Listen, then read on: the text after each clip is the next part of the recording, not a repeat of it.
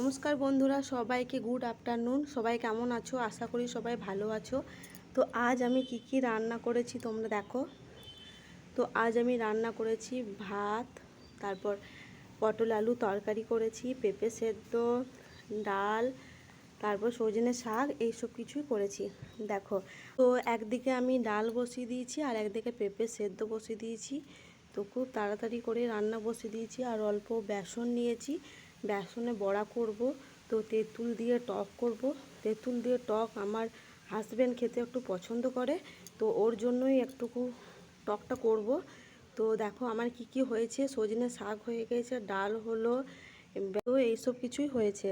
তো প্রতিদিন খালি এই চিন্তা যে কী রান্না হবে কী রান্না হবে, তাই আজকে এই রান্না করলাম। তো বন্ধুরা, আমার পেজটা যারা যারা ফলো করনি তারা প্লিজ একটুকু পেজটাকে ফলো করে দিও। আর যারা যারা আমার রান্নার ভিডিও পছন্দ করো তো তারা প্লিজ আমাকে সাপোর্ট করে দিও। ফাইনালি আমার রান্না কমপ্লিট। তো আলু সেদ্ধ হয়েছে, এই যে বেসন বড়া দিয়ে টক করেছি একটু তেঁতুল দিয়ে, তারপরে মেয়েটার জন্য একটু আলু চচ্চড়ি করেছি, বেসন বড়া ভাজা, তো ডাল আর শাক ভাজা। তো বন্ধুরা প্লিজ আজ ভিডিও এইটুকুই। তো সবাইকে বাই।